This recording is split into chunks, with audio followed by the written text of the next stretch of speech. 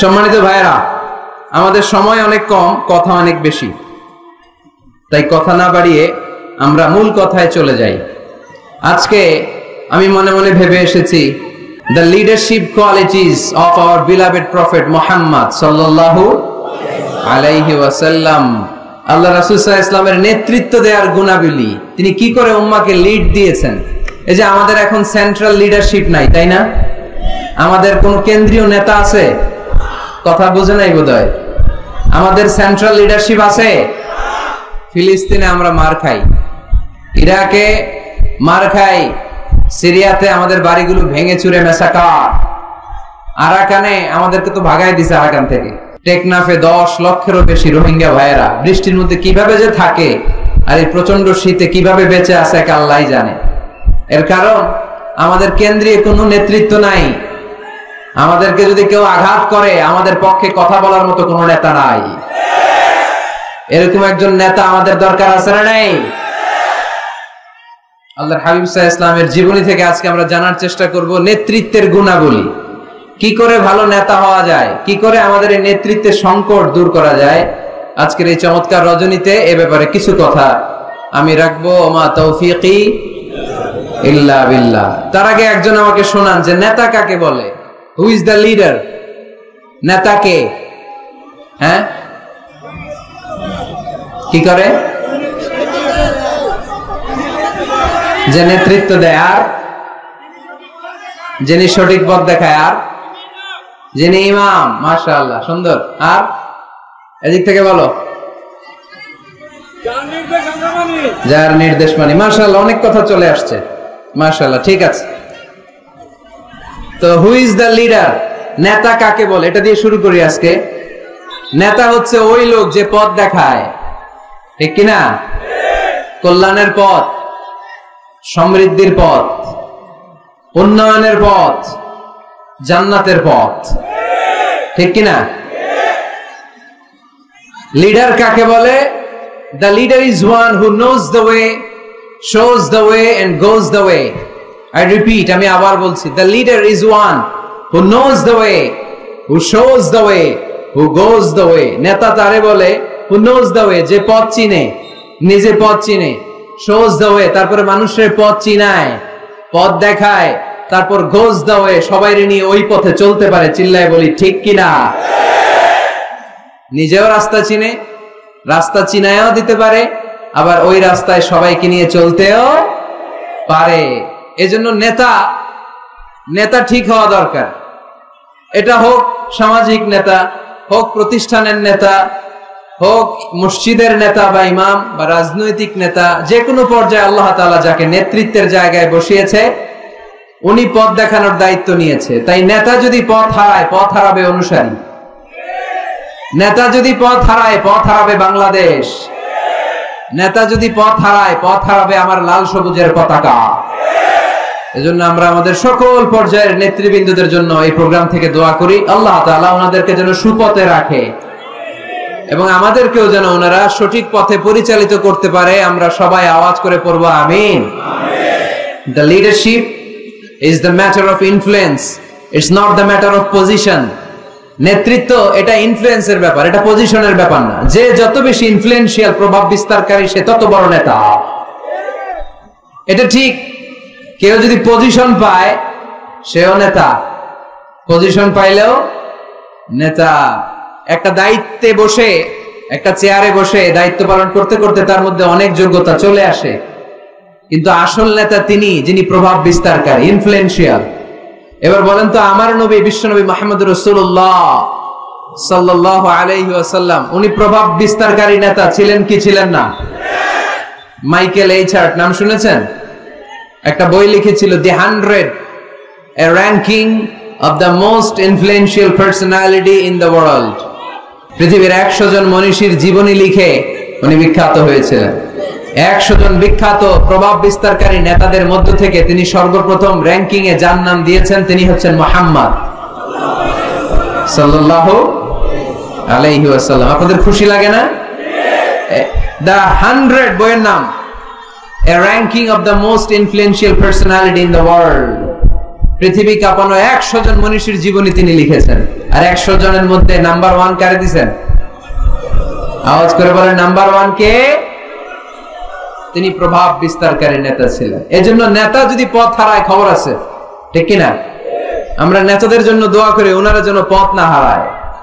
এই নেতাদের ব্যাপারে একটা আয়াত তেলাওয়াত করে আমি আমার আলোচনা শুরু করেছি, যেখানে আল্লাহ তাআলা বলছেন ইয়াউমা নাদউ কুল্লা উনাসিম বিইমামিহিম। কিয়ামতের দিনটা হবে এমন দিন যেদিন প্রত্যেক দলকে আমি নেতা সহকারে ডাক দিব। পৃথিবীর প্রতিটি মানুষ নেতাদেরকে নিয়ে দাঁড়াবে। নেতারা যদি গোল্লায় যায়, অনুসারীরাও গোল্লায় যাবে। নেতা যদি জাহান্নামে, অনুসারীও জাহান্নামে। নেতা যদি জান্নাতে যায়, অনুসারীরাও জান্নাতে। চিল্লায় বলেন ঠিক কি না? এজন্য আল্লাহ বলেন ইয়াউমা নাদউ কুল্লা উনাসিম বিইমামিহিম ফামান উতিয়া কিতাবাহু বিয়ামিনিহি ফাউলাইকা ইয়াকরাউনা কিতাবাহুম ওয়ালা ইউযলামুনা ফাতিলা। সুবহানাল্লাহ পড়েন। আল্লাহ বললেন সেদিন দুনিয়ার সব মানুষগুলোকে আমি তাদের নেতা সহকারে ডাকবো, নেতা সহকারে দাঁড় করাবো। সেদিন যাদেরকে ডান হাতে আমলনামা দেয়া হবে তারা তাদের আমলনামা পড়তে থাকবে, আর সেদিনকার বিচারে কারো প্রতি বিন্দু পরিমাণে জুলুম করা হবে না। সুবহানাল্লাহ পড়েন। তাহলে আপনি কি একা একা দাঁড়াবেন? আপনার সাথে কে দাঁড়াবে? আওয়াজ করে আরো জোরে সবাই মিলে বলেন নেতা। নেতা দাঁড়াবে, কর্মীরা দাঁড়াবে। এজন্য নেতা নির্বাচনের সময় সাবধান। ওয়াকালু রাব্বানা ইন্না আতা'না সাদাতানা ওয়া কুবারানা ফাআদাল্লুনাস সাবিলা। সেদিন তারা বলবে, হে আমাদের রব, আমরা আমাদের নেতাদের অনুসরণ করেছিলাম আর নেতারা আমাদেরকে ভুল পথ দেখিয়েছে। আজকে আমাদের আগে নেতাদেরকে আপনি শাস্তি দেন, নেতাদেরকে আগে জাহান্নামে ফেলেন, তারপরে নেতাদের পরে আমরা জাহান্নামে ঢুকবো। এজন্য প্রিয় ভাইরা, নেতা নির্বাচনের সময় সাবধান। যে কোনো নেতা, এটা রাজনৈতিক নেতা হতে হবে নট নেসেসারি, আমাদের সামাজিক কোনো অঙ্গ সংগঠনের নেতা, সামাজিক প্রতিষ্ঠানের নেতা, যে কোনো জায়গায় নেতা বানানোর সময় আমরা সাবধানে থাকবো। এবং নেতা যদি ভুল করে ফেলে ওনাকে ভদ্রভাবে শুধরে দেয়া, এটাও আমাদের দায়িত্ব। আওয়াজ করে বলতে হবে ঠিক কিনা? ঠিক। মসজিদের ইমাম সাহেব, উনি মসজিদের নেতা, ঠিক কিনা? আওয়াজ করে বলেন তো, ইমাম মানে কি? আরো জোরে বলেন। ইমাম সাহেব জোহরের সালাতে 2 রাকাতের পরে বসার কথা, ইমাম সাহেব দাঁড়ায় গেছে, কি করবেন? কি করবেন? ইযা নাবা আহাদুকুম শাইউন ফি সালাতিকুম ফালিয়ুসাব্বিহ। পিছন থেকে আমরা সুবহানাল্লাহ পড়বো, ঠিক কি না? যদি বাংলাদেশে আমরা কি পড়ে ফেলি? আল্লাহু আকবার পড়ে ফেলি, এতে কাজ হয়ে যায়। কাজ হয়ে যায়। ইমাম সাহেব বুঝতে পারে যে সামথিং গানা রং, কোনো কিছু ঝামেলা হচ্ছে, ভুল হয়েছে, উনি শুধরে যায়। কিন্তু আসলে পড়তে হবে সুবহানাল্লাহ, তাসবিহু লিররিজাল ওয়া তাসফিহু লিন-নিসা। ইমাম ভুল করছে, পুরুষরা ধরতে পারলে পড়বে সুবহানাল্লাহ। পিছনের পুরুষ মুক্তাদিরা কেউ ভুল ধরতে পারে নাই, পিছনের মহিলারা ভুল ধরতে পারছে, ওনারাও শুধরে দিতে হবে, ঠিক কিনা? ওনারা কি করবে? এরকম তাসফিহ করবে, শুধরে দিতে হবে, ঠিক কিনা?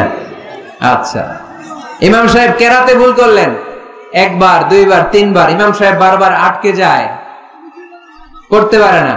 তখন আমাদের দায়িত্ব কি? তাফতাহু আলাল ইমাম, ইমামকে ছুটায় দিতে হবে, শুধরে দিতে হবে, ঠিক কিনা? তো মসজিদের ইমাম যদি ভুল করে, মসজিদের নেতা ভুল করলে যদি শুধরে দিতে হয়, সমাজের নেতাও ভুল করলে শুধরে দেওয়ার দরকার আছে না নাই? এটাও শুধরে দিতে হবে নসিহতের মাধ্যমে, সুন্দর পরামর্শের মাধ্যমে। নেতারাও মানুষ, ওনারা ফেরেশতা নয়, ওনাদেরও ভুল হয়ে যেতে পারে। নসিহতের মাধ্যমে, সুন্দর পরামর্শের মাধ্যমে নেতাদেরকে শুধরে দিতে হবে, ঠিক কিনা? আমরা নেতৃত্বের গুণাবলীর ব্যাপারে কথা শুনবো। আমরা আজকে দেখার চেষ্টা করব একজন নেতা হলে কি করতে হয়, নেতার কি কোয়ালিটি লাগে, এবং আমরা একটু সবাই মিলে ক্রস চেক করব, ডাবল চেক করব যে এই গুণগুলো আমার রাসূলের ছিল কিনা।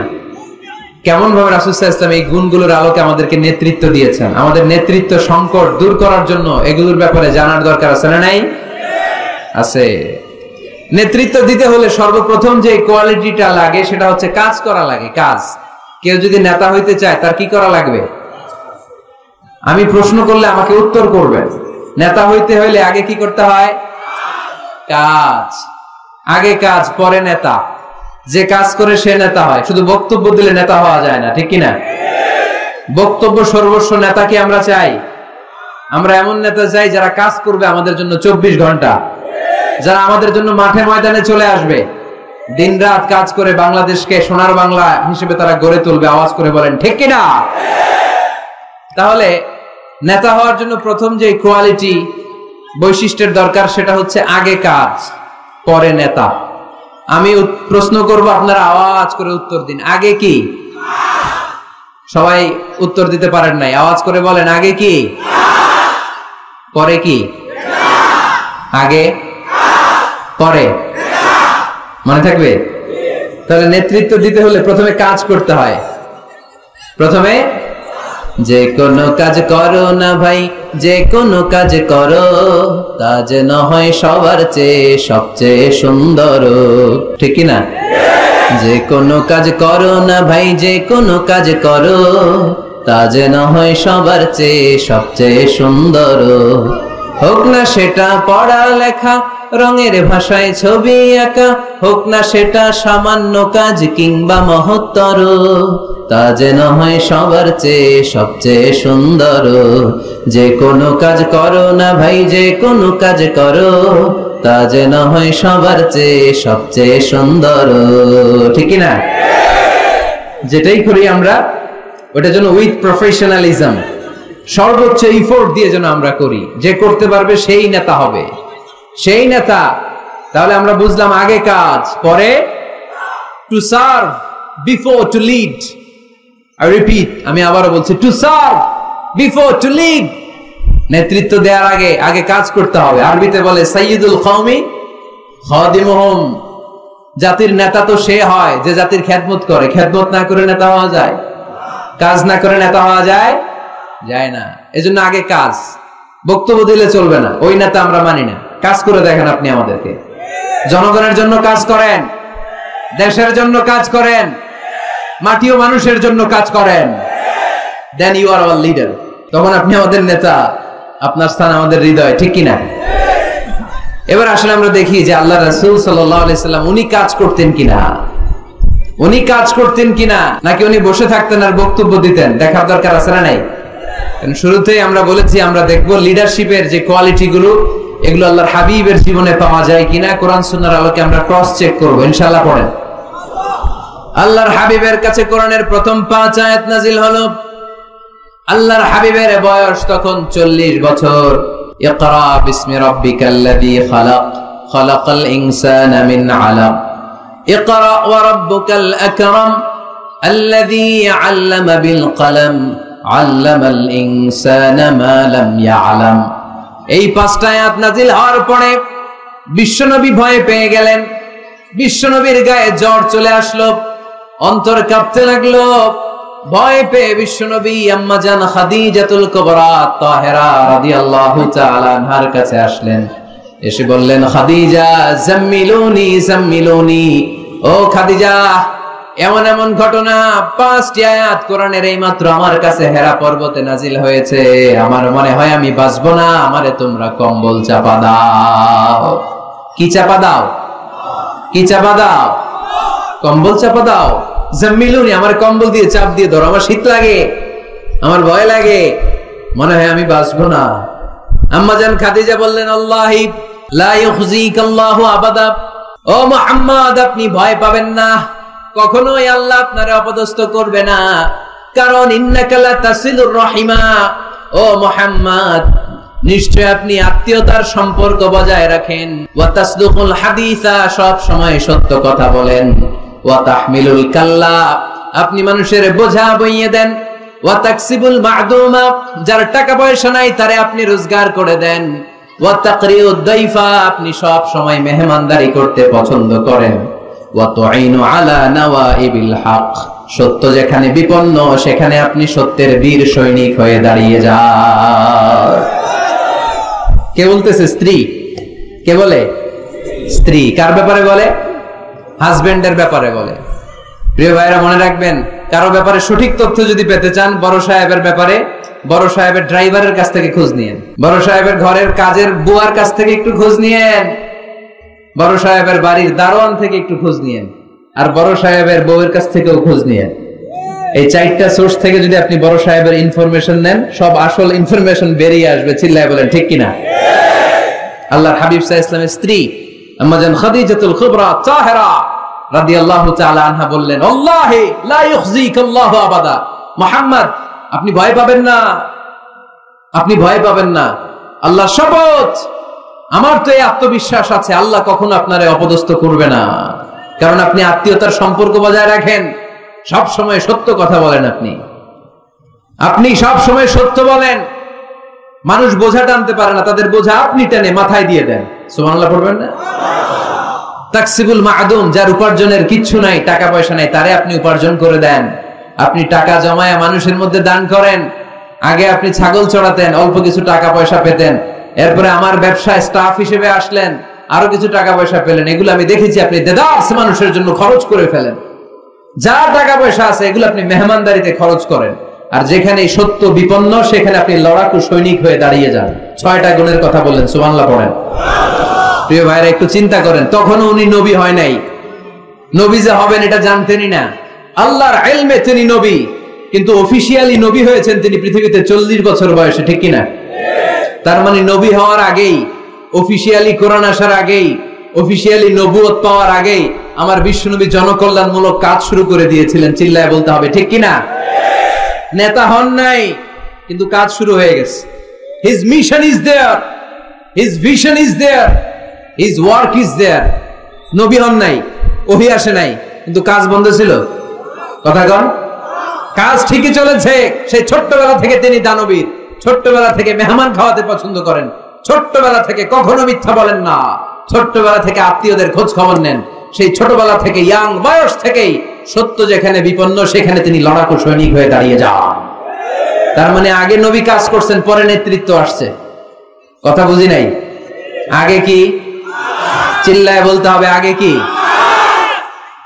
নেতা হতে যাদের শখ, আগে কাজ করো, আগে পরিশ্রম করো, আগে জনগণের সেবা করেন, জনকল্যাণমূলক কাজের সাথে নিজেকে সম্পৃক্ত করেন। নেতৃত্ব আপনার হাতে এমনিতেই ধরা দিবে। আগে কাজ, পরে ক্ষমতা, ঠিক কিনা? তাহলে লিডারশিপ কোয়ালিটির প্রথম যে কোয়ালিটিটা আজকের এই আলোচনা থেকে আমরা জানলাম, যে নেতা হতে হলে you have to serve first, then you will be the leader. আগে আপনাকে সার্ভিস দিতে হবে, খেদমত করতে হবে। নেতৃত্বের লোভ নিয়ে বসে থাকা যাবে না, আগে কাজ। নেতা হই আর না হই, কাজ আমার চলবে। মাই মিশন ইজ দেয়ার। কোন অপশক্তি, কোনো কিছুই আমার কাজকে থামায় ফেলতে পারবে না। চিল্লায় বলেন ঠিক কিনা?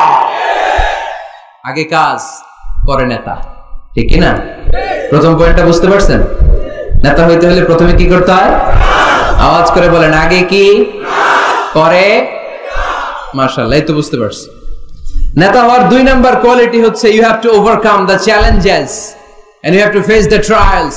আপনাকে চ্যালেঞ্জ মোকাবেলা করার ক্ষমতা থাকতে হবে, বাধা বিপত্তি ডিঙিয়ে সামনে যাওয়ার ক্ষমতা থাকতে হবে, তাইলে আপনি নেতা। নেতা যদি দুর্বল চিত্তের হয়, এটা কি নেতা না খেতা? হ্যাঁ, নেতা হইতে হলে আপনাকে চ্যালেঞ্জ মোকাবেলা করতে জানতে হবে। পাহাড় সম চ্যালেঞ্জ, আপনি এটাকে ডিঙ্গিয়ে চলে যেতে হবে। কোনো কিছু তাকে নাড়ায় না, সে অনড়। কোনো কিছুতে সে টলে না, সে অটল, সে নেতা, ঠিক কিনা? এজন্য আল্লাহ বললেন, ওয়াইয বিতালা ইব্রাহিম রাব্বুহু বিকালিমাতিন ফাতাম্মাহুন্না ক্বালা ইন্নী জাঈলুকা লিন-নাসি ইমামা।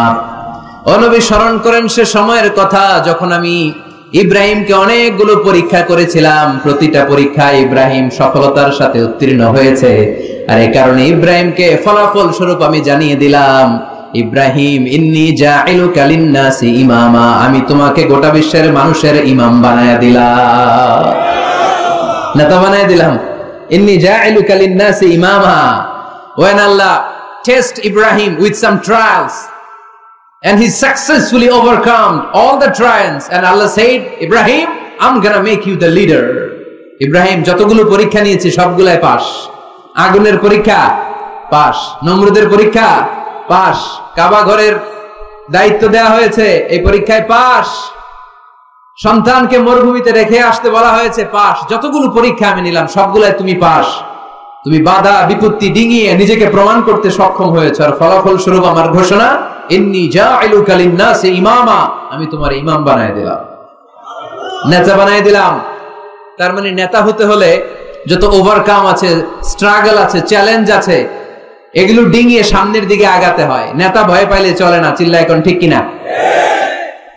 বাধা আসবে, বিপত্তি আসবে, নেতা অটল অনড়, তাহলেই চিনি নেতা।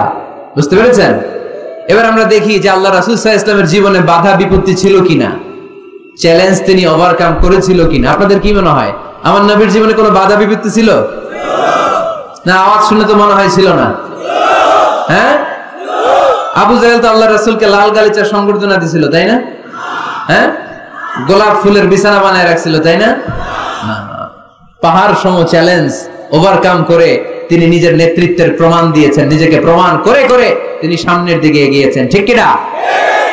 যেন তেন পরীক্ষা বিশ্বনবী দেন নাই। এমন এমন পরীক্ষা রব্বুল আলামিন বিশ্বনবীর কাছ থেকে নিয়েছেন, গোটা বিশ্বের কোন নবী ওই পরীক্ষা দেয় নাই। আল্লাহর হাবিব সাল্লাল্লাহু আলাইহি ওয়াসাল্লামকে পাগল বলা হয়েছে, হয় নাই? কবি বলা হয়েছে, গণক বলা হয়েছে, গণক। আল্লাহ রাসূল সাল্লাল্লাহু আলাইহি ওয়াসাল্লামকে বলা হয়েছে আফতার, লেজ কাটা, নির্বংশ। আল্লাহর হাবিব সাল্লাল্লাহু আলাইহি ওয়াসাল্লাম যখন মক্কায় সালাত পড়তেন, ওটের পচা নারী বুড়ি পিঠে চাপিয়ে দেয়া হতো। 3 বছর শিয়াবে আবি তালেবের জেলখানায় বন্দী ছিলেন। আপনি বন্দী ছিলেন কয় বছর? আমি ছিলাম কয় বছর? আল্লাহর হাবিব সাল্লাল্লাহু আলাইহি ওয়াসাল্লাম কয় বছর বন্দী? এটা অর্থনৈতিক আগ্রাসন, সামাজিক বয়কট। এদের সাথে কারো বিয়ে হবে না, এদের কাছে কোনো পণ্য বিক্রি করবে না, এদের থেকে কিছু কিনবে না। প্রথম বছর যেহেতু ওনারা ছাগল চড়াতেন, ছাগলের গোশত খেলেন। দ্বিতীয় বছর সাহাবারা ছাগলের চামড়া খেলেন। তৃতীয় বছর গাছের পাতা, লতা পাতা, শিকড় আর ছাল খেয়ে বেঁচেছিলেন। The life is not a bed of roses. এই পৃথিবীটা কুসুমাস্তীর্ণ নয়, এটা কণ্টকাকীর্ণ। এই পৃথিবীতে কেউ কাউর জন্য জায়গা ছেড়ে দেয় না, এখানে জায়গা করে নিতে হয়। পৃথিবীতে তোমাকে জানান দিতে হবে যে তুমি পৃথিবীতে এসেছো। কঠিন বিপত্তিকে, পরীক্ষাকে তুমি জানাও যে তুমিও কম শক্ত না, ঠিক কিনা? একজন পুরুষের 1 ফোঁটা বীর্যে 20 কোটি শুক্রাণু না থাকলে চিকিৎসা বিজ্ঞান বলে ওই বীর্য থেকে কোনো সন্তান জন্ম নেয় না। 1 ফোঁটা বীর্যে কয় কোটি শুক্রাণু? 20 কোটি শুক্রাণু।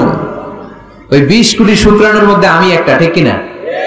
আপনি একটা, আমরা সবাই এক একটা। এই প্রতিটা শুক্রাণু চেয়েছিল ডিম্বাণুর গায়ে আঘাত করে সফল হতে, কেউ হইতে পারে না। 19,99,99,999টা ফেল। পাস করছিলাম সেদিন আমি, পাস করেছিলেন, চ্যাম্পিয়ন হয়েছিলেন সেদিন আপনি। সেদিন আপনার হাত ছিল, পা ছিল, মামা খালু ছিল, ফোন কল ছিল, এত কিছু না থাকতো সেদিন আপনি চ্যাম্পিয়ন হয়েছেন। কেউ আপনারা থামায় রাখতে পারে নাই। তার মানে এই পৃথিবীর বুকেও কেউ আপনারা থামায় রাখতে পারবে না। চিল্লায় বলেন ঠিক কিনা? পারবে না। অদম্য সাহস আর শক্তি সম্ভাবনাকে দিয়ে আল্লাহ তাআলা মানুষকে তৈরি করেছেন। এক একটা মানুষের যে কি ব্রেনের ক্যাপাসিটি, তার যে কত ক্ষমতা আল্লাহ দিয়েছেন মানুষ জানেই না। আল্লাহর হাবিব সাল্লাল্লাহু আলাইহি ওয়াসাল্লাম এরকম বাধা বিপত্তি অতিক্রম করে নিজেকে প্রমাণ করে করে সামনের দিকে এগিয়েছেন। 3 বছর জেল খাটলেন। মক্কা থেকে 80 কিলোমিটার পথ পাড়ি দিয়ে তিনি তায়েফে গেলেন। তায়েফে কেন গেলেন? জমি কেনার জন্য, তাই না? কথা কয় না? 10 বিঘা জমি কেনার প্ল্যান করছিলেন তায়েফের। হ্যাঁ, নিজের কোনো লাভের জন্য গেছেন তায়েফে?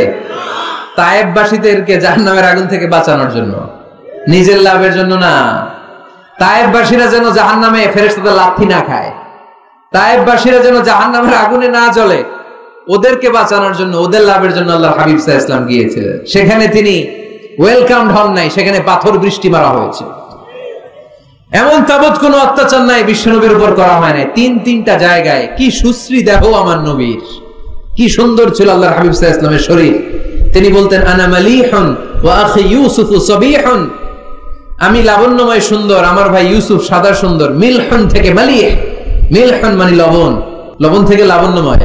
আমি লাবণ্যময় সুন্দর, আমার ভাই ইউসুফ সাদা সুন্দর। এই সুন্দর মানুষটার দেহে পাথর মারা হয়েছে। Can you imagine that? আপনি কি কল্পনা করতে পারেন? তিনটা জায়গায় বিশ্বনবীকে আক্রান্ত করা হয়েছে, রক্তের বন্যা বইয়ে গিয়েছিল। আওয়াজ করে বলেন ঠিক কিনা? খেয়ে না খেয়ে দিন প্রচারের কাজে নিজেকে দিয়েছ বিলিয়ে, তাই ফেরে কাফিরেরা চিনল না সে আলো, দুষ্ট ছেলেদের পিছু দিল লেলিয়ে। পাথরের আঘাতে ক্ষত বিক্ষত হয়ে সারা শরীর থেকে রক্ত ঝরে। হে রাসূল তোমাকে ভুলি আমি কেমন করে, হে রাসূল তোমাকে ভুলি আমি কেমন করে। ঠিক কিনা? তাইফের ছেলেরা রক্তাক্ত করেছিল সেদিন আমার নবীকে। বিশ্বনবী অটল অনড়, মন খারাপ করেননি, সবর ইখতিয়ার করেছেন, মাফ করে দিয়েছেন। নিজ এলাকা থেকে চলে যেতে বাধ্য করা হয়েছে, হিজরত করলেন মক্কা থেকে মদিনায়। আহা, মক্কাকে এত ভালোবাসতেন বিষ্ণু ঈসা ইসলাম, হিজরতের রাতে বারবার মক্কার দিকে তাকায়, বারবার তাকায়, চোখের পানি ছাড়ে আর বলে মক্কা তো আহাব্বুল বিলাদ ইলাইয়া, মক্কা আমার কাছে সবচেয়ে প্রিয় নগরী, প্রিয় শহর। লাউলা উখরিজতু লামা খরাজতু, আমার যদি জোর করে মক্কা থেকে তাড়িয়ে দেয়া না হতো আমি জীবনও মক্কা ছেড়ে কোথাও যেতাম না। নিজ এলাকা ছেড়ে চলে গেলেন। খাইবারে খাবারের মধ্যে বিষ মিশিয়ে দেয়া হলো, জানেন ঘটনা? এক ইহুদি নারী দাওয়াত দিয়েছে বিশ্বনবীকে। বিষ্ণু ঈসা ইসলাম দাওয়াত পেলে ফিরাতেন না, তিনি গেলেন। খাসির গোশত খেতে পছন্দ করতেন, খাসির গোশতের মধ্যে পয়জন মিক্স করে দেয়া হলো, বিষ। এই বিষের ব্যথায় তিনি আজীবন কষ্ট পেয়েছেন। এন্তেকালের আগে তিনি বলেছিলেন, ওই যে খাইবারের যুদ্ধে যে ব্যথাটা আমি পেয়েছি বিষের কারণে, ওই ব্যথা আজকে আমার আবার উঠেছে। এজন্য আমার নবীর মৃত্যুটা ছিল শাহাদাতের মৃত্যু। তাকে বিষ্ণু ঈসা ইসলামকে বিষ খাইয়ে এই দুনিয়া থেকে বিদায় করানো হয়েছে। স্বাভাবিক মৃত্যু ছিল না বিশ্ব নবীর, ওই বিষের ব্যথায় তিনি মৃত্যুর আগে কাতরাচ্ছিলেন। ব্ল্যাক ম্যাজিক করা হয়েছে, 6 মাস অসুস্থ। লাবিদ ইবনুল আসাম ইহুদিদের মিত্র বিশ্ব নবীরে ব্ল্যাক ম্যাজিক করেছে। ব্ল্যাক ম্যাজিক চিনেন না? বান মারে না এলাকায়, নরসিংদীতে আছে, কি বলে এটাকে, কি কয়? হ্যাঁ, কি মারে? বান মারে, জাদুটোনা, এগুলো করেন আপনারা? এগুলো করেন না। আল্লাহ হাবিব সাল্লাল্লাহু আলাইহি ওয়াসাল্লামকে 6 মাস ব্ল্যাক ম্যাজিক করে রাখা হলো। তার মানে অত্যাচার, অনাচার, পরীক্ষার, বাধা বিপত্তির এমন কোনোটা নাই যেটা বিশ্বনবী অতিক্রম করে নাই, ঠিক কিনা? তার মানে যিনি নেতা হবেন তাকে পরীক্ষা দিয়ে নেতা হতে হবে, বাধা বিপত্তি এগিয়ে সামনে যেতে হবে, তা না হলে তিনি নেতা হতে পারবে। তার সবগুলা গুণ বিশ্বনবী সাল্লাল্লাহু আলাইহি ওয়াসাল্লামের মধ্যে ছিল। আলহামদুলিল্লাহ পড়েন। নেতা হওয়ার জন্য 3 নম্বর যে কোয়ালিটি লাগে সেটা হচ্ছে এলোকোয়েন্স, বাগ্মিতা। বক্তব্য দিতে জানা লাগে, বক্তব্যে পারঙ্গমতা থাকা চাই, ফাসাহাত, বালাগাত জানা চাই। নেতা যদি ভাষণ দিতে না পারে এটা কি নেতা? কথা কয় না, এটা নেতা? এজন্য নেতা হইতে হইলে কি করা লাগে? ভাষণ দিতে জানা লাগে। দেখবেন যত বড় নেতা তত চমৎকার তার ভাষণ। আমাদের এদেশের স্বাধীনতার স্থপতি বঙ্গবন্ধু শেখ মুজিবুর রহমানের সেই 7ই মার্চের রেস কোর্সের ভাষণ মনে আছে? এবারের সংগ্রাম মুক্তির সংগ্রাম, এবারের সংগ্রাম এখনো কানে বাজে, ঠিক কিনা? যতদিন বাংলাদেশ থাকবে ততদিন এই ভাষণ থাকবে কি থাকবে না? তাহলে নেতা হইতে হইলে এরকম ভাষণ জানা লাগে। বারাক ওবামার নাম শুনছেন? কথা কয় না, শুনছেন? শুনছেন? এই লোকটাও চমৎকার ভাষণ দিতে জানতো। যে এলাকায় যাইতো ওই এলাকা ধরে ডাক দিত, লোকজন খুশি হয়ে যাইত।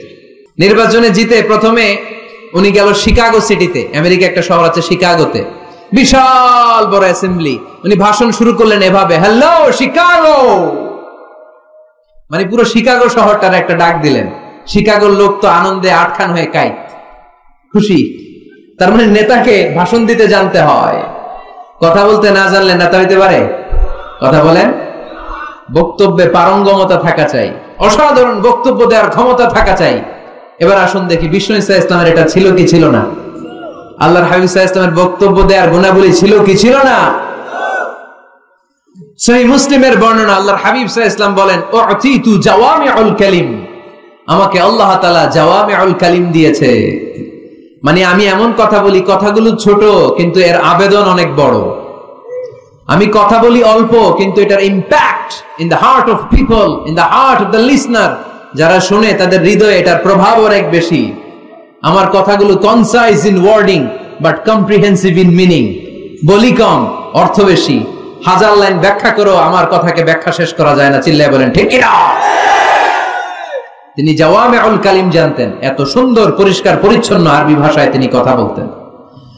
আবার আম্মা জান বলেন, সেই বুখারীর বর্ণনা, আল্লাহর হাবিব সাল্লাল্লাহু আলাইহি ওয়াসাল্লাম যখন বক্তব্য রাখতেন, লাউ আদ্দাহুল আদ্দুল আহসাহু, কেউ যদি চাইতো আল্লাহর হাবিব সাল্লাল্লাহু আলাইহি ওয়াসাল্লাম বক্তব্যে কয়টা বাক্য বলেছেন, কয়টা শব্দ বলেছেন, কয়টা বর্ণ ব্যবহার করেছেন, চাইলে প্রতিটা বাক্য আর শব্দ হাতে গোনা যেত।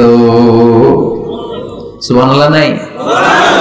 এত সুন্দর পরিচ্ছন্ন আরবিতে তিনি বক্তব্য করতেন, কথা বলতেন। লাউ আদ্দাহুল আদ্দুল আহসাহু, কেউ চাইলে গুনতে পারতো যে রাসূল সাল্লাল্লাহু আলাইহি ওয়াসাল্লাম ওনার ভাষণে কয়টা বাক্য বলেছেন, ওনার এই বক্তব্যে তিনি কয়টা শব্দ ব্যবহার করেছেন, চাইলেই গুনা যেত। সুবহানাল্লাহ পড়েন। আল্লাহর হাবিব সাল্লাল্লাহু আলাইহি ওয়াসাল্লাম যখন বর্ণনা করতেন, বুখারীর বর্ণনা, আ'আদাহা সালাসান, গুরুত্বপূর্ণ কোনো কথা বললে এটা তিনবার রিপিট করতেন, হাত্তা তুফহামা আনহু, যাতে এটা সহজে বোঝা যায়। গুরুত্বপূর্ণ কথা বলার সময় কয়বার বলতেন? আল্লাহর হাবিব সাল্লাল্লাহু আলাইহি ওয়াসাল্লাম একবার তাকওয়ার ওয়াজ করছিলেন আর বলছিলেন, আত-তাকওয়া হা হুনা, আত-তাকওয়া হা হুনা, আত-তাকওয়া হা হুনা, ওয়া ইউশিরু ইলা সাদরিহি সালাসা মাররাত। তাকওয়া এখানে, তাকওয়া এখানে, তাকওয়া এখানে বলে তিনি অন্তরের দিকে তিনবার ইঙ্গিত করেছেন। সুবহানাল্লাহ পড়বেন না? তাকওয়া থাকে কোন জায়গায়? কোথায়? নাকি আল্লাহর হাবিব বলছেন আত-তাকওয়া হা হুনা, আত-তাকওয়া হা হুনা, আত-তাকওয়া হা হুনা? কি বলছেন? আত-তাকওয়া হা হুনা। তাকওয়া থাকে হৃদয়ে। তার মানে গুরুত্বপূর্ণ কথা বলার সময় আল্লাহর হাবিব সাল্লাল্লাহু আলাইহি ওয়াসাল্লাম তিনবার রিপিট করতেন। সুবহানাল্লাহ পড়েন।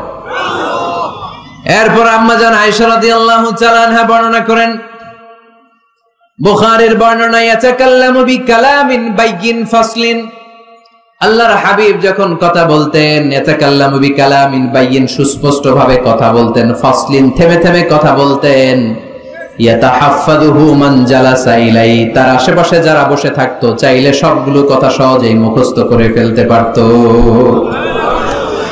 ইয়াতাকাল্লামু বিকালামিন বাইয়িন, সুস্পষ্ট কথা বলতেন, অস্পষ্ট কোনো কথা আল্লাহর হাবিব সাল্লাল্লাহু আলাইহি ওয়াসাল্লাম কখনো বলেন নাই। ফাসলিন, থেমে থেমে, এক বাক্য শেষ আরেক বাক্য, এক কথা শেষ আরেক কথা।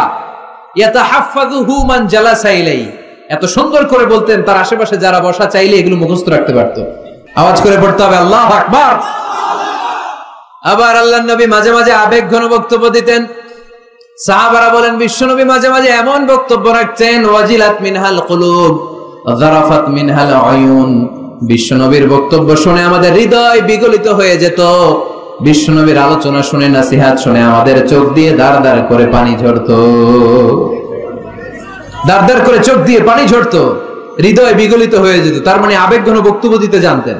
আবার পাশাপাশি বিশ্বনবী মাঝে মাঝে জেহাদি বক্তব্য দিতেন, তেজস্বী বক্তব্য দিতেন।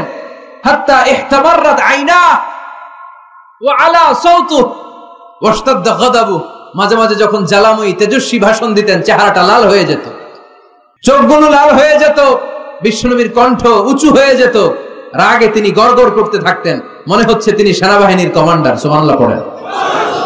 এই বর্ণনাগুলো থেকে বোঝা যায় একজন বক্তার বক্তব্য দেওয়ার যত কোয়ালিটি থাকতে পারে, যত চমৎকার বক্তব্যের পারঙ্গমতা থাকতে পারে, তার সবগুলো আমার নবীর মধ্যে ছিল কি ছিল না? আওয়াজ করে বলেন, ছিল কি ছিল না? তার মানে নেতৃত্বের যে গুণাবলী, তার 3 নাম্বার গুণাবলী হচ্ছে বাগ্মিতা, এলোকুয়েন্স। নেতার কথা বলতে জানতে হবে। আর তার সবগুলো গুণ আমার বিশ্বনবীর জীবনের মধ্যে পাওয়া যায়, ঠিক কিনা? আপনাদের কি কষ্ট হচ্ছে?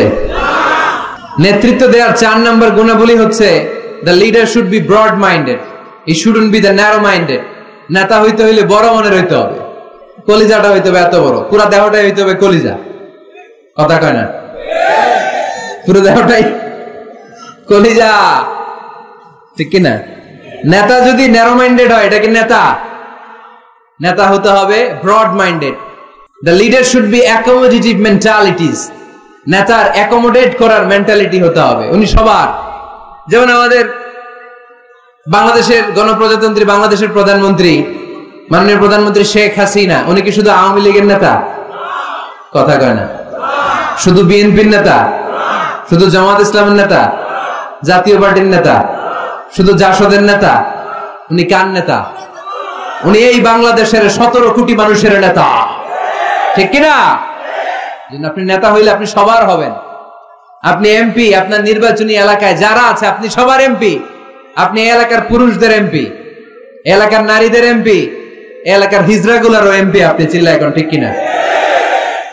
আপনি সবার, আপনার হৃদয়টা হইতে হবে এরকম আকাশের মতো বিশাল, সাগরের মতো উদার। নেতা হইতে হইলে ব্রড মাইন্ডেড হইতে হয়, অ্যাকোমোডেটিভ হইতে হয়, তাই না? এবার আসেন দেখি, আমার বিষ্ণু ইসা ইসলাম যে নেতা ছিলেন উনি কি ন্যারো মাইন্ডেড ছিলেন না ব্রড মাইন্ডেড? কথা বোঝে নাই বোধহয়।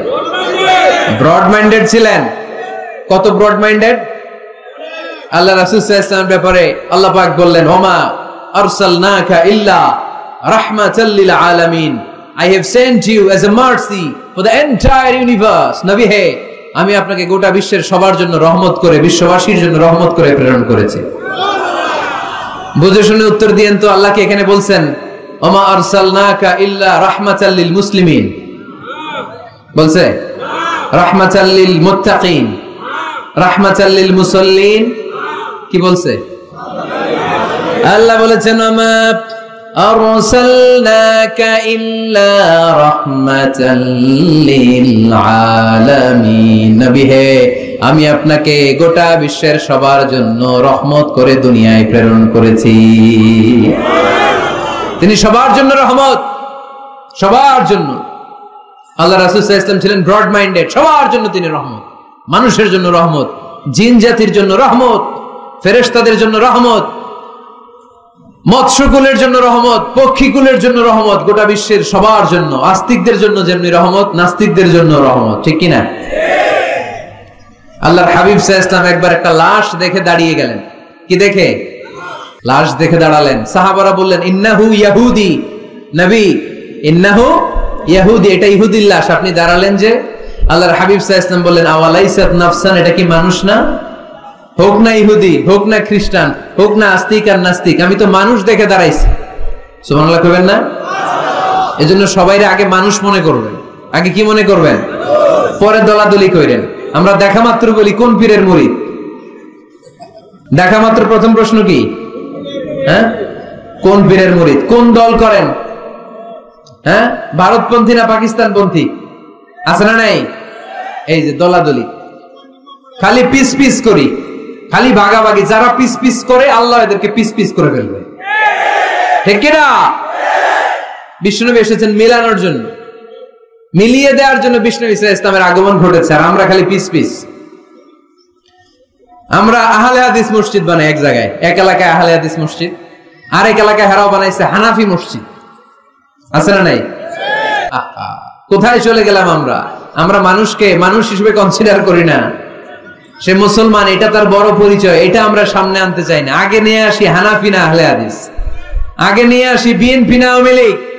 সে যে মানুষ, তার বড় পরিচয়। তারপর সে মুসলিম, সে আমার ভাই, এটা আমরা ভুলে গিয়েছি। আওয়াজ করে বলেন ঠিক কিনা? ভুলে গেছি। আমাদের প্রভু এক, এক নবীর উম্মত, জীবন বিধান এক, ওই শিবানী কোরআন। আমাদের প্রভু এক, এক নবীর উম্মত, জীবন বিধান এক, ওই শিবানী কোরআন। তবে কেন এক হে মুসলমান, একে হও করিয়া হবান। বাইতুল্লাহ এক, মদিনা শরীফ এক, উহুদ পাহাড় এক, বদরের মাঠ এক, ঠিক কিনা? বাইতুল্লাহ এক, মদিনা শরীফ এক, উহুদ পাহাড় এক, বদরের মাঠে। একটা তো জীবন আর মরণ তো একেটাই, এক সাথে মিলে মিশে একটাই প্রাণ। তবে কেন এক হে মুসলমান, একে হও করিয়া হবান। আমাদের প্রভু এক, এক নবীর উম্মত জীবন বিধান এক, ওই শিবানী কোরআন। তবে কেন এক হে মুসলমান, একে হও করিয়া হবান। ঠিক কিনা? বাইতুল্লাহ এক, মদিনার শরীফ এক, বদরের মাঠ এক, উহুদের প্রান্তর এক, কোরআন এক, নবী এক, আল্লাহ এক। কিন্তু আমরা আছি কিলাকিলি নিয়ে। ঠিক কিনা? এই কিলাকিলি আমরা আর করতে চাই, দলাদলি আমরা করতে চাই, আমরা ঐক্য চাই। আমরা কি চাই? এমন ঐক্যের সিন্ডিকেট আমাদের গড়তে হবে যাতে কোনো অপশক্তি এই সিন্ডিকেটকে ভাঙতে না পারে। চিল্লায় বলো ঠিক কিনা? আমরা সবাই এক। আওয়াজ করে বলতে হবে আমরা সবাই কি? আরো জোরে, আমরা সবাই কি? আল্লাহর হাবিব সাল্লাল্লাহু আলাইহি ওয়াসাল্লাম ইহুদির লাশ দেখে দাঁড়ায়। অন্যরা বললেন ইন্নাহু ইয়াহুদি, আপনি যে ইহুদির লাশ দেখে দাঁড়ান। সাহাবী বললেন আওয়ালাইসাত নাফসান, এটা কি মানুষ না? আমি তো মানুষ দেখে দাঁড়িয়েছি। আল্লাহর হাবিব সাল্লাল্লাহু আলাইহি ওয়াসাল্লাম বললেন এটা কি মানুষ না? আমি তো মানুষ দেখে দাঁড়িয়েছি। জাদুল মাআদ ফি হাদি খায়রিল ইবাদ, ইবনুল কাইয়িম আল জাওজিয়ার লেখা আল্লাহ রাসূল সাল্লাল্লাহু আলাইহি ওয়াসাল্লামের বায়োগ্রাফির উপর একটা বই। এই বইতে এবং আসির আল হালাবিয়াতে একটা ঘটনা এসেছে যে আল্লাহর হাবিব সাল্লাল্লাহু আলাইহি ওয়াসাল্লামের সাথে দেখা করার জন্য নাজরান থেকে 60 জন খ্রিস্টান পাদ্রী এসেছিল। কয়জন? আওয়াজ করে বলেন। খ্রিস্টান পাদ্রী। এখন আসার পরে রাসূল সাল্লাল্লাহু আলাইহি ওয়াসাল্লাম ওনাদেরকে নিয়ে কই বসবেন? জায়গা নাই। এক সাহাবী বলে এক কাজ করি, যেহেতু দুপুরবেলা আসছে, পাহাড়ের ছায়া আছে, এই ছায়াতে নিয়ে বসি। আল্লাহর হাবিব বললেন না, এরা খ্রিস্টান মেহমান, আবার পাদ্রী, ওই ধর্মের আলেম, এদেরকে বুঝি পাহাড়ের মরুভূমিতে নিয়ে বসা যায়? আরেক সাহাবী বললেন ইয়া রাসূলুল্লাহ, আমার খেজুর বাগানের সব খেজুর পেড়েছি, এবার খেজুরের পাতাগুলো কাটলে সমস্যা নাই, সব খেজুরের পাতা কেটে বাগান থেকে এনে আমি খেজুর পাতার একটা বিছানা বানায় দেই বড় করে, এটাতে নিয়ে বসে। আল্লাহর হাবিব সাল্লাল্লাহু আলাইহি ওয়াসাল্লাম বললেন এটা কথা বললা? এরা খ্রিস্টান পাদ্রী, এদেরকে খেজুর পাতার বিছানায় বসানো যায়? কই বসাবো? বলতে বলতে 60 জন খ্রিস্টান পাদ্রী চলে আসছে। আল্লাহর হাবিব সাল্লাল্লাহু আলাইহি ওয়াসাল্লাম উপায় অন্তর না দেখে 60 জন খ্রিস্টান পাদ্রীর জন্য মসজিদে নববীর দরজা খুলে দিয়েছেন। আল্লাহর নবীর মসজিদে খ্রিস্টানরা ঢুকতে পারে। আল্লাহর নবী ইহুদিকে দেখে সম্মানার্থে দাঁড়িয়ে যায়। ইসলাম হচ্ছে ঐক্যের নাম, ইসলাম হচ্ছে ভালোবাসার নাম, ইসলাম হচ্ছে ভ্রাতৃত্বের নাম। এজন্য নেতা হইতে হইলে কলিজা হইতে হবে কত বড়? কত বড়? হাত দিয়ে দেখাও মুসলমান কত বড়? এত বড় কলিজা লাগবে, ব্রড মাইন্ডেড হওয়া লাগবে নেতা, অ্যাকোমোডেটিভ মেন্টালিটির হতে হবে। আল্লাহর হাবিব সাল্লাল্লাহু আলাইহি ওয়াসাল্লাম সব সময় অ্যাকোমোডেটিভ মেন্টালিটির ছিলেন, সবাইকে অ্যাকোমোডেট করতেন, দলাদলি নাই। আজকের এই মাহফিলে আওয়ামী লীগের নেতারা আছে না নাই? বিএনপির ভাইয়েরা আছে না নাই? জামাত ইসলাম আছে না নাই? জাতীয় পার্টি আছে না নাই? পীরের মুরিদ আছে না নাই? তাবলীগের ভাইয়েরা আছে না নাই? হানাফি আছে, আহলে হাদিস আছে, সবাই আছে, কোনো দলাদলি নাই। All are welcome in our তাফসীর program. You all are welcome in our Islam. এজন্য অনেক হিন্দু ভাইরাও আমাদের তাফসীর প্রোগ্রামে আসে, ঠিক কিনা? হিন্দু ভাইরা আসে, সবার জন্য আমাদের দিল দরিয়া, আমাদের হৃদয় ওপেন, কারণ আমরা রাহমাতাল লিল আলামিনের অনুসারী। আমাদের সেলিব্রিটি হচ্ছে রাহমাতাল লিল আলামিন। আমরা যাকে অনুসরণ করি তিনি রাহমাতাল লিল আলামিন। তিনি আলাদা কোনো বর্ণের নবী নন, জাতিগোষ্ঠীর নবী নন, কোন আলাদা সম্প্রদায়ের নবী নন। তিনি রাহমাতাল লিল আলামিন, গোটা বিশ্বের জন্য তিনি রহমত। চিল্লায় বলো ঠিক কিনা? তিনি সবার নবী। যেখানেই মানবতা বিপন্ন সেখানেই তিনি ছুটে যেতেন, যেখানেই মানুষ অত্যাচারিত সেখানেই তিনি দাঁড়াতেন। তিনি ছিলেন মেহনতি মানুষের বন্ধু। বয়স আল্লাহর হাবিব সাল্লাল্লাহু আলাইহি ওয়াসাল্লামের 20 বছর। কয় বছর? সবাই বলেন না, কয় বছর? 20 বছর। ইয়ামানের এক লোক ব্যবসায়িক পণ্য এনে মদিনায় মক্কায় বিক্রি করলো। মক্কার এক ব্যবসায়ী তার কাছ থেকে পণ্য কিনে টাকা দিতে চায় না। সে টাকা চাইলে সে বলে আমি মক্কার লোক, এটা আমার এলাকা, আমার দাপট, টাকা দিব না, কি করবি? ইয়ামানের লোকটা কান্না জোড়ে দিল, কে আছে আমারে সাহায্য করার? আল্লাহর হাবিব সাল্লাল্লাহু আলাইহি ওয়াসাল্লাম এই দৃশ্য দেখে মাজলুমদের পক্ষ নেয়ার জন্য একটা শপথ করলেন। এই শপথটার নাম হচ্ছে হালাফুল ফুদুল। শপথটার নাম কি? হালাফুল ফুদুল, যেটা আমরা বাংলাদেশে বলি কি বলি? হিলফুল ফুজুল। নরসিংদীতে এরকম আছে না নাই? হিলফুল ফুজুল নামে কোনো সংগঠন করেন নাই আপনারা? আছে না? মাশাআল্লাহ, এই যারা করছে আল্লাহর হাবিব সাল্লাল্লাহু আলাইহি ওয়াসাল্লাম হালাফুল ফুজুল করেছেন, হাতে হাত রেখে শপথ করলেন যে মক্কার জমিনে কোনো টেন্ডারবাজি চলবে না, কোনো চাঁদাবাজি চলবে না, কোনো অন্যায় চলবে না, দুর্বলের উপর সবলের অত্যাচার চলবে না, যারাই মাজলুম হবে হাতে হাত রেখে আমরা তাদের সাথে দাঁড়িয়ে যাব। এরকম টেন্ডারবাজি বন্ধ করার দরকার আছে না নাই? চাঁদাবাজি বন্ধের দরকার আছে না নাই? ক্যাসিনো বিজনেস থামায় দেওয়ার দরকার আছে না নাই? মাদক আর সন্ত্রাসকে রুখে দাঁড়ানোর দরকার আছে না? ইসলাম সবসময় জঙ্গিবাদের বিরুদ্ধে, ইসলাম সবসময় মাদকের বিরুদ্ধে, ইসলাম সবসময় কট্টরপন্থার বিরুদ্ধে, ইসলাম সবসময় শান্তির পক্ষে, ঠিক কিনা? ইসলাম আর জঙ্গিবাদ কি এক? জেহাদ আর জঙ্গিবাদ কি এক? আরে জেহাদ হচ্ছে জঙ্গিবাদকে কবর দেওয়ার জন্য আল্লাহ পাঠিয়েছে, চিল্লায় বলেন ঠিক কিনা? যারা হকের বিপক্ষে, যারা মানুষের কষ্টের কারণ হয়, যারা জুলুমবাজ, এরা হচ্ছে জঙ্গি, আর যারা সত্যের পক্ষে এরা মুজাহিদ, ঠিক কিনা?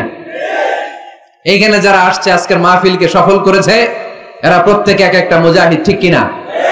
আর যারা মাহফিল বন্ধ করতে চায়, কোরআনের আওয়াজকে থামায় দিতে চায়, এরাই হলো আসল জঙ্গি, এরাই জঙ্গি।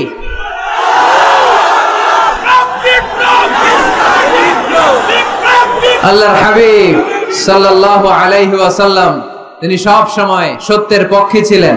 তার মানে এই পৃথিবীতে সবচেয়ে বড় মুজাহিদের নাম হচ্ছে মুহাম্মদ সাল্লাল্লাহু। আচ্ছা দেখি আপনাদের কমন সেন্স কতটুকু। আল্লাহর হাবিব যদি সবচেয়ে বড় মুজাহিদ হয়, তাহলে আল্লাহর হাবিব সাল্লাল্লাহু আলাইহি ওয়াসাল্লামের সময়ের সবচেয়ে বড় জঙ্গিটার নাম কি? আবু জাহেল, ঠিক কিনা? মুসা আলাইহিস সালাম ছিলেন মুজাহিদ, তার মানে ওনার সময়ের সবচেয়ে বড় জঙ্গিটার নাম কি? ইব্রাহিম আলাইহিস সালাম ছিলেন মুজাহিদ, ওনার সময়ের সবচেয়ে বড় জঙ্গির নাম কি? এখনো যারা কোরআনের পক্ষে, ইসলামের পক্ষে, আমার নবীর পক্ষে, এরা এক একটা মুজাহিদ, আর যারাই কোরআনের বিপক্ষে এরা এক একটা জঙ্গি, এরাই জঙ্গি। ডেফিনেশন খুব সহজ। যারা হকের পক্ষে মুজাহিদ, যারা কল্যাণের পক্ষে এরা মুজাহিদ, যারা হকের বিপক্ষে এরা জঙ্গি। এই জঙ্গিবাদের কবর রচনা করার জন্য আল্লাহ তাআলা জিহাদকে ফরজ করেছেন। এজন্য জিহাদ আর জঙ্গিবাদকে কখনো গোলানো যাবে। আল্লাহর হাবিব সাল্লাল্লাহু আলাইহি ওয়াসাল্লাম ছিলেন মেহনতি মানুষের বন্ধু। মেহনতি খেটে খাওয়া মানুষকে আমার নবী এত ভালোবাসতেন যে বিদায় হজের মতো এত গুরুত্বপূর্ণ ভাষণেও বাদ যায়নি খেটে খাওয়া মানুষের কথা। তিনি বলেছেন, আরে কাআকুম আতঈমুহুম মিম্মা তাকুলুন ওয়াকসুহুম মিম্মা তালবিসুন। খবরদার, তোমাদের অধীনস্থ কর্মচারীদের সাথে খারাপ আচরণ করো না। তোমরা যা খাবে তাদেরও তা খেতে দিও, তোমরা যা পড়বে সেখান থেকে তাদেরকেও পোশাকের ব্যবস্থা করে দিও। মেহনতি মানুষের কথা বিষ্ণুনবী বিদায় হজের ভাষণও বলেছেন, ঠিক কিনা? তার মানে আমার নবী কি ন্যারো মাইন্ডেড ছিলেন না ব্রড মাইন্ডেড? আওয়াজ করে বলতে হবে, ন্যারো মাইন্ডেড না ব্রড মাইন্ডেড? তো নেতা হইতে হইলে বড় মনের অধিকারী হইতে হয়। তার মানে এই কোয়ালিটি আমার নবীর মধ্যে ছিল কি ছিল না? আওয়াজ করে বলতে হবে, ছিল কি ছিল না? কষ্ট হইতেছে আপনাদের? নেতা হওয়ার জন্য 5 নম্বরে যে গুণটা লাগে সেটা হচ্ছে ট্রুথফুলনেস এন্ড দ্য ট্রাস্টওয়ার্দিনেস। নেতার সত্য কথা বলা লাগবে আর আমানতদার হওয়া লাগবে, ঠিক কি না? মিথ্যা কথা বললে এটা কি নেতা? এটা কি? হ্যাঁ, আমি কই নাই, আপনারা কইছেন, আমার কোনো দোষ নাই। ট্রাস্টওয়ার্দিনেস থাকতে হবে, মানে আমানতদারিতা থাকতে হবে। আল্লাহর হাবিব সাল্লাল্লাহু আলাইহি ওয়াসাল্লাম কোথাও গেলেই মক্কার লোকেরা খুশি হয়ে যেত, বলতো যা আমিন রাদিনা বে, আরে আমিন আসছে, আলামিন as-সাদিক আলামিন, সত্যবাদী এসেছে। ওয়া আনজির আশিরাতাকাল আখরাবিন, হে নবী মুহাম্মদ তুমি তোমার নিকট আত্মীয়দেরকে এবার জাহান্নামের ভয় দেখাও। মক্কায় যখন এই আয়াত নাজিল হলো, আল্লাহর হাবিব সাল্লাল্লাহু আলাইহি ওয়াসাল্লাম সাফা পাহাড়ের উপরে উঠে ডাক দিলেন, ও কুরাইশের লোকেরা, ও হাশিমি খানদানের লোকেরা, ও আমার বংশের লোকেরা। ডাক দেওয়ার সাথে সাথে সব লোক, কারণ কণ্ঠটা চিনা, সবাই বুঝতে পারছে এটা মুহাম্মদ সাল্লাল্লাহু আলাইহি ওয়াসাল্লামের কণ্ঠ। মক্কার সব লোকেরা, ইসলামের একেবারে প্রাথমিক যুগের কথা শোনাচ্ছি, তখনও তিনি বেশি দাওয়াতি কার্যক্রম শুরু করেন নাই। উনি বললেন, ও আমার হাশিমি খানদানের লোকেরা, ও আমার আত্মীয়রা। বিষ্ণু সাল্লাল্লাহু আলাইহি ওয়াসাল্লামের কণ্ঠ ছিল পরিচিত, সবাই বের হয়ে আসে, এসে বলল, মুহাম্মদ কেন ডেকেছো? আল্লাহর হাবিব সাল্লাল্লাহু আলাইহি সাল্লাম বললেন, আমি যদি এখন তোমাদেরকে বলি, এখনই আমি যদি তোমাদের বলি এই সাফা পাহাড়ের পেছনে একদল নাঙ্গা তলোয়ার নিয়ে ঘোড়সাওয়ার তোমাদেরকে কচু কাটার জন্য অপেক্ষা করছে। তোমরা কি আমার কথা বিশ্বাস করবা? আমার কথা শুনতেছেন আপনারা? মনোযোগ আছে না গেছে? আল্লাহর হাবিব সাল্লাল্লাহু আলাইহি ওয়াসাল্লাম বললেন, আমি যদি বলি সাফা পাহাড়ের পেছনে নাঙ্গা তলোয়ার নিয়ে একদল ঘোড়সাওয়ার তোমাদেরকে কচু কাটার জন্য অপেক্ষা করছে, বিশ্বাস করবা? মক্কার সবগুলো লোক একসাথে বলল, নাআম, অবশ্যই বিশ্বাস করব, কারণ মা জাররাবনা আলাইকা ইল্লা সিদকা, মুহাম্মদ, আমরা জীবনে তোমার থেকে একদিনও একটা মিথ্যা কথা শুনি নাই। We have never been experienced a single lie from you in our life. কথাটার ওজন কত খেয়াল করতে হবে। এই কথাটার ওজন কতটুকু খেয়াল করেন। এলাকার লোকেরা ঘোষণা দিয়ে দিচ্ছে, মা জাররাবনা আলাইকা ইল্লা সিদকান, we have never ever experienced a single lie from you. আমরা আমাদের জীবনে কোনোদিন তোমার থেকে একটা মিথ্যা কথা শুনি নাই, তাই তুমি যাই বলবা তাই বিশ্বাস করো। সুবহানাল্লাহ কইতে পারলেন না? চিন্তা করছেন এলাকাবাসীর মন্তব্য বিষ্ণু ঈসা ইসলামের ব্যাপারে কত দামি মন্তব্য। এই এক মন্তব্যে বিগত 40 বছরের সার্টিফিকেট আছে। চিল্লায় বলেন ঠিক কিনা? বিগত 40টি বছর আমার নবী মক্কায় বড় হয়েছেন, মক্কায় ভেড়া চড়িয়েছেন, আম্মাজান খাদিজার আন্ডারে ব্যবসা করেছেন। বিশ্বনবী সব ছিল এই মক্কাবাসীদের সাথে। এই মক্কাবাসীরা এক বাক্যে বিগত 40 বছরের সার্টিফিকেট দিয়ে দিলেন, we have never ever been experienced a single lie from you Muhammad, মা জাররাবনা আলাইকা ইল্লা সিদকান, আমরা জীবনে বিগত 40 বছরে তোমার থেকে একটা মিথ্যা শুনি নাই, তাই তুমি যাই বলবা তাই বিশ্বাস করো। সুবহানাল্লাহ। এত আস্তে? নেতা হইতে হইলে এরকম নেতা হওয়া লাগবে, যাতে এলাকার লোক বলতে না পারে যে আপনি মিথ্যাবাদী। সবগুলো লোক যেন দাঁড়িয়ে বলে, জীবনে এর মুখে কোনোদিন মিথ্যা শুনি নাই, জীবনে আমাদের কোনো কাজ করতে যে আমাদের কাছ থেকে একটা পানও খায় নাই, জীবনে আমাদের কাছ থেকে কোনো টাকা নেয় নাই, আজীবন শুধু দিছে, নেয় নাই, দিয়ে গেছে, কিছু চায় নাই। এরকম নেতা হওয়ার দরকার আছে না নাই? আল্লাহ রাসূল সাল্লাল্লাহু আলাইহি ওয়াসাল্লাম এতটাই আমানতদার ছিলেন, আম্মাজান খাদিজাতুল কুবরা রাদিয়াল্লাহু তাআলা আনহা শুধুমাত্র কেবলমাত্র বিশ্বনবীর আমানতদারিতায় মুগ্ধ হয়ে বিশ্বনবীকে বিয়ের প্রস্তাব দিয়েছে। শুধু আমানতদারিতা দেখে তিনি বিয়ের প্রস্তাব দিয়েছিলেন। এতটাই আমানতদার ছিল বিষ্ণু ঈসা ইসলাম। কাফির মুশরিকরাও আমানতের প্যাকেট বিশ্বনবীর কাছে রেখে যেত। একজন এসে বলল, আমি তায়েফে যাব, এইখানে 5000 দিরহাম মুহাম্মদ তোমার কাছে আমানত রেখে গেলাম। দল করে আবু জাহেলের। দল করে কার? কথা বুঝে নাই বোধহয়। দল করে কার? আমানত রাখতে আসে কার কাছে? আল্লাহর হাবিব যদি বলতেন, দল করো আবু জাহেলের, আমার কাছে আমানত কেন, আবু জাহেলের কাছে রাখো, ওরা কয় না, দল করি পেছে পয়রা, আমানত আপনার কাছে রাখতে হবে। কারণ এই টাকার প্যাকেট যদি আবু জাহিল্লার কাছে রাখি, কয়দিন পরে আইসা দেখবো টাকাও নাই, প্যাকেটও নাই। ঠিক কিনা? কি বড় আমানতদার ছিলেন বিষ্ণু ঈসা ইসলাম। আহা, আমানতের মাল দিয়ে বিশ্বনবীর ঘর বোঝাই করা ছিল।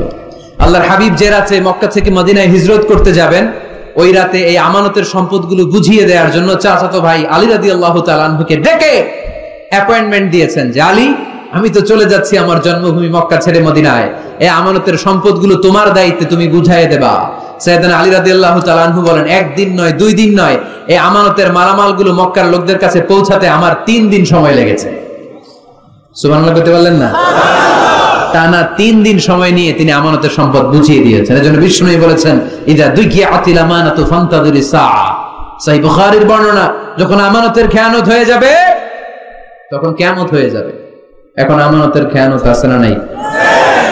সাহাবারা বললেন, ইয়া রাসূলুল্লাহ, কাইফা ইদাআতুহা, কেমন করে আমানতের খেয়ানত হয়?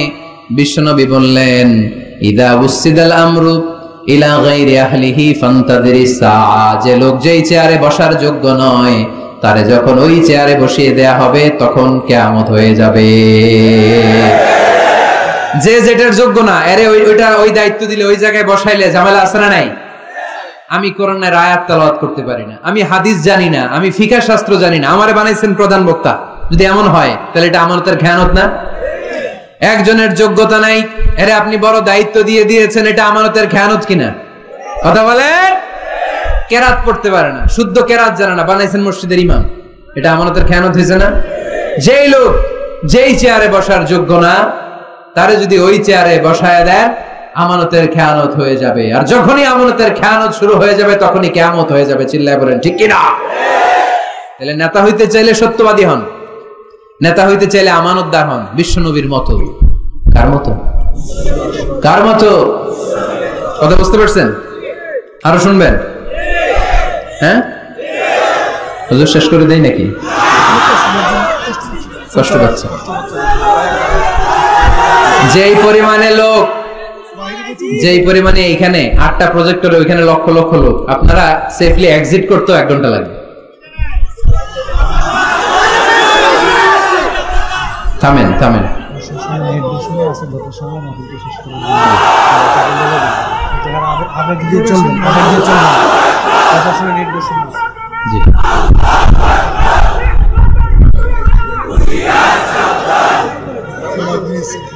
মাশাআল্লাহ, ঠিক আছে ঠিক আছে। আর বাকি 5টা পয়েন্ট আমি 5 মিনিটের মধ্যে বলে দিচ্ছি। মনোযোগ থাকতে হবে, খরগোশের কানের মতো কান খাড়া করে দিকে দিতে হবে, আওয়াজ করা যাবে না। নেতা হইতে হলে কর্মীর পালস বুঝা লাগে। 6 number point, you have to have good interaction with your follower. নেতা যিনি, তিনি কর্মীদের সাথে ভালো ইন্টারঅ্যাকশন থাকতে হবে। কর্মী কয় একটা, নেতা কয় আর একটা, আছে না নাই? কথা বলেন না। You have to revise your followers' suggestion in decision making process. গুরুত্বপূর্ণ বিষয়ে সিদ্ধান্ত নিতে হলে নেতার উচিত কর্মীদের পালসকে রিভাইজ করা। কর্মী কি সাজেশন দিয়েছে দেখার দরকার আছে না নাই? এজন্য আল্লাহ বলেন ওয়াশাবিরহুম ফিল আমরি ফাইদা আযামতা ফাতাওয়াক্কাল আলাল্লাহ। গুরুত্বপূর্ণ কোন বিষয়ে যখন সিদ্ধান্ত নিবা, তখন সবার সাথে পরামর্শ করে নিও। যখন সিদ্ধান্ত নিয়ে ফেলবা, তখন তাওয়াক্কুল করবা কার উপর? বদরের ময়দানে আল্লাহর হাবিব সাল্লাল্লাহু আলাইহি ওয়াসাল্লাম বললেন, এখানে তাবু গাড়ো। কোন জায়গায়? এখানে। হাব্বাব ইবনে মুনজির রাদিয়াল্লাহু তাআলা আনহু বললেন, ইয়া রাসূলুল্লাহ, আমানজিলান আনজালাহুল্লাহ লাইসা লানা আন নাতাকাদ্দামাহু আও নাতাআখারা। ইয়া রাসূলুল্লাহ, আপনি যে তাবু গাড়তে বললেন, এটা কি আল্লাহর পক্ষ থেকে নির্দেশ, না আপনার নিজের ইচ্ছা মতো? আল্লাহর হাবিব বললেন, না, এটা আমার রায়। ওয়াল হারবু ওয়াল মাকিদা, আমার মনে হয়েছে বদরের এইখানে তাবু গাড়লে ভালো হবে। হাব্বাব বলে, না ইয়া রাসূলুল্লাহ, লাইসা হাযা বিমানজিল, এখানে তাবু গাড়লে ভালো হবে না। আল্লাহ রাসূল বললেন, তাহলে কোথায় তাবু গাড়লে ভালো হবে? হাব্বাব ইবনুল মুনজির বললেন, ইয়া রাসূলুল্লাহ, ওই জায়গায়, ওইখানে তাবু গাড়েন, ওইখানে কুয়া আছে, তাহলে বদরের কুয়ার পানি আমরা খাবো। আর ওইখানে 2 দিকে উপত্যকা আছে, বৃষ্টি হইলে উপত্যকার পানি আমরা হাউস বানাইয়া পানি জমায় রাখবো। আমরা পানি খেয়ে যুদ্ধ করবো, আর কাফেরগুলো পানি না খেয়ে মরবে। সুবহানাল্লাহ কইতে পারলেন না? বিষ্ণু বললেন, আরে তাই তো, তাই তো, হাব্বাব যা বলেছে এটাই তো ঠিক, ওইখানে তাবু গাড়তে হবে, এইখানে নয়। আওয়াজ করে কোন আল্লাহু আকবার। কি লিডার ছিলেন, কি নেতা ছিলেন! মুহূর্তের মধ্যে নিজের সিদ্ধান্ত বাদ দিয়ে কর্মীর সিদ্ধান্তে সিদ্ধান্ত নিয়েছেন। সুবহানাল্লাহ পড়েন। খন্দকের পরীক্ষা করণের সময় সেই রোম থেকে ছুটে আসা সালমান আল ফারিসি, ইরান থেকে ছুটে আসা সালমান আল ফারিসি পরীক্ষা করণের কথা বললেন। সালমান আল ফারিসির আগে মদিনার কোন লোক এই পরীক্ষা খননের কথা কেউ জানতো না, কেউ জানতো না, কেউ না। পরীক্ষা কেমন? এত ফিট বা এত ফিট মাটি গর্ত করে ফেলতে হবে মদিনার চারদিকে। আল্লাহর হাবিব বললেন, এতে কি লাভ? সালমান আল ফারিসি বললেন, ইয়া রাসূলুল্লাহ, আমরা চারদিকে যদি এত ফিট বা এত ফিট গর্ত করে রাখি, তাহলে কাফেররা আসতে পারবে না, ওই জায়গায় দাঁড়ায় থাকবে। আসতে চাইলে আগে পরীক্ষায় নামতে হবে, এরপরে আসবে। আর পরীক্ষায় নামলেই আমরা তীর মেরে ওদেরকে কাবু করে ফেলবো। সুবহানাল্লাহ পড়েন। আল্লাহ রাসূল সাল্লাল্লাহু আলাইহি ওয়াসাল্লাম বললেন, সালমানু মিন্না, সালমানু মিন্না মিন আহলি বাইত, সালমান আমাদের অন্তর্ভুক্ত। সাবাশ সালমান, সাবাশ সালমান, ব্রেভো সালমান। আওয়াজ করে পড়েন আল্লাহু আকবার। মুহূর্তের মধ্যে নিজের সিদ্ধান্ত বিষ্ণু ইসলাম বাদ দিয়ে সাইয়েদনা সালমান রাদিয়াল্লাহু তাআলা আনহু যে সিদ্ধান্ত দিয়েছেন, যে পরামর্শ দিয়েছেন, ওই পরামর্শ নিয়েছেন। হি ওয়াজ এ ভেরি গুড মিডিয়েটর। আল্লাহ রাসূল সাল্লাল্লাহু আলাইহি ওয়াসাল্লাম খুব ভালো মধ্যস্থতা করতে পারতেন। সুবহানাল্লাহ কইবেন না?